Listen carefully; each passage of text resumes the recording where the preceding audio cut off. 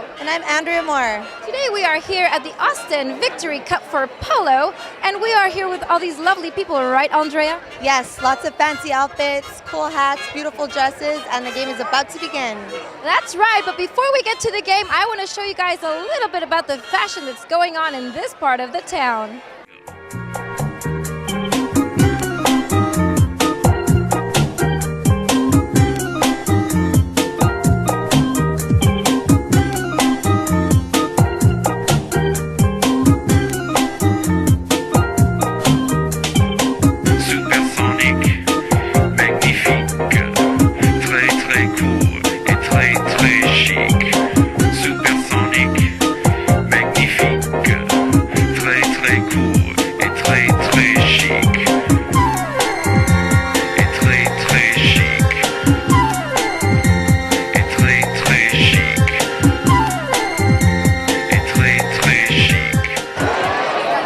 Weren't those outfits amazing? We are here in VIP and we are loving it. Yasmin is off hunting down Greg Ball. Let's go find out where she is.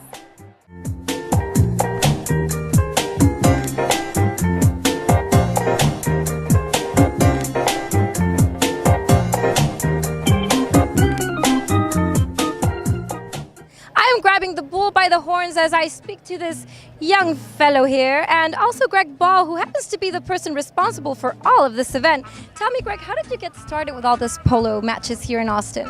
You know, responsible is such a legal term, but it's my honor to be part of the controlled chaos here. I played arena polo at went to Valley Forge Military Academy, and then when I went to DC and put on my first event as a young Air Force officer, and I thought I was going to have 100 people, 1,000 people showed up. Served in the Senate in New York State, decided to head out to Texas, which is my love. And when I came here, I said, you know, we got to throw a polo match. I talked to a lot of people. They're like, UT has a polo team? And these are alumni. I said, yes, and they're good, you know, and great kids, largely female team in many ways, and very, very impressive stuff. And so it's been an honor, and we probably have, you know, well over 1,000 people here today. We're going to grow this, and our bull's leaving us, so I need you to about hop on. You just move. We just move with the bull. What is his name? Tumbleweed? His name is Tumbleweed. I named this bull when he was a small child. Is this your bull? This bull and I were born in a manger in Fredericksburg. And Are you the baby Jesus? I can't say that. No, that he's much better than I am. And we raised each other off of you know, out in the wilderness, and we've taken care of each other. And I trained him from a small child. He is gorgeous, and I've got to say, like, you have probably been one of the people here in Austin that has caused such an amazing event. People here are dressing just so amazing. They're having such a good time. The polo match is going on as we speak. We're going to go watch it in a minute. But we're going to back up because this guy here wants to leave us, and I'm not going to let Tumbleweed go anywhere. He wants to make sure that he leaves with a nice little... He wants to make sure that he's in the right angle for the sun to hit him right. Look, he's looking right in the camera. Get back shot. Look at him. He's gorgeous. This Bull saying, Greg Ball, you're crazy. And Bull, you're right. Tumbleweed, you're right. Well, so what do you have like as an expectancy? Because I know like polo is becoming bigger and bigger every time. I know that it got lost for a while. The first thing you need to do with polo is make it real. It's on a farm. It's horses. By the way, horses poop. They sweat. There are injuries. They say every 99 hours that you spend on a horse playing polo, you're going to be in a hospital. It's not only a real sport, it's one of the most dangerous sports out there. It is. And you know, there are a lot of sports out there. I won't push anybody around, but this is a real sport. And you have to make it real for people. So when people say, oh, but I want to wear my best dress, or I want to, you know, dress up in a suit, okay, but it's a farm, it's 90 degrees. There's, you know, you have to respect the horse, the players, the farm, the outdoors. You know, this is an event out on a field in the middle of beautiful Texas. No electricity, no water, just having a great time and enjoying these student athletes that really should be cherished and honored. So you said you played when you were younger. Is that the passion that comes behind the sport here in Austin? I started playing, you know, I came from a middle-class family. I grew up the poor son of a lemon farmer. That's just half of a joke. But and they told me, Greg, they said, you know what, the great thing is if you clean up the poop, we'll let you play. And I said, okay, well, I love being in the barn and cleaning up poop anyway. So, and then I went to politics. That's all I did all day long. So, you know, it was a natural connection. Well, that's wonderful. Thank you for having us here, and thank you so much Thanks for introducing us to Tumbleweed. You may want to watch out because he just was diagnosed with mange. I'm kidding. Ah! Let's go watch the game.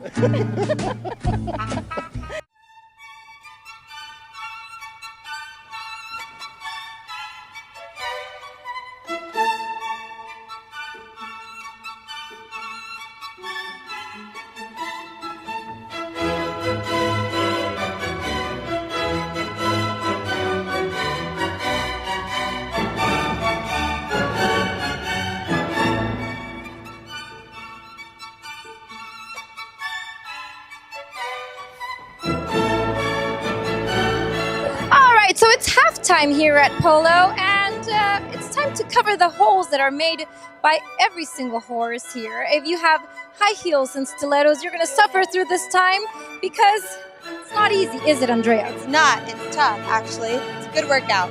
This is the time to make the polo field back to its beautiful original form, a very old tradition, and every lady seems to love it, right? Of course, it's so much fun, and you get to mingle with everybody out here.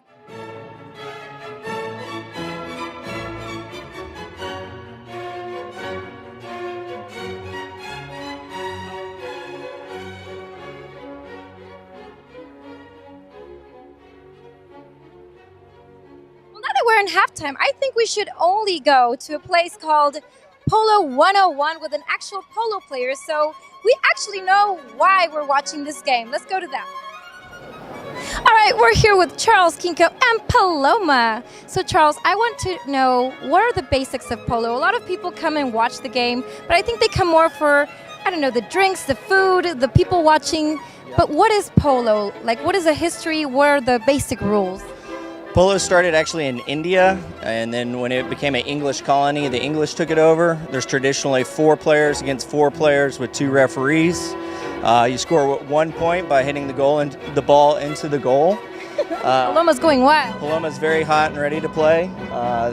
Polo ponies are not normally casual riding horses. They're very excitable, lots of energy. They're not easy horses to ride for a casual rider. It's kind of like ice hockey with no goalie, and there's what you call a line of play. You cannot cross the line of play, which all that does is prevent 2 players colliding into each other head on. You have to be traveling parallel with each other at the same rate of speed in order to make contact. And when they hear the whistle, it's a foul, right? So It's a foul. When you hear a double whistle, that means there's 30 seconds left in the chukker. When they blow the horn, the chukker's over. A chukker's like a quarter in basketball. So you got 4 segments. Each player changes horses, so they have a fresh horse for each chukker. Rides 4 different horses. in every single game. In every single game. Well, that was the 101 for whoever didn't know about polo. There you go. Do you find that people are becoming more aware of polo and coming more to matches than, let's say, from 5 years back to now? It's all derives from the economy. When the economy's doing well, polo's doing well. When the economy takes a dive, polo takes a dive. Well, I'm glad that you have been a very, very, let's say, big follower of this sport, and thank you so much because it's so beautiful. Yep, thank you.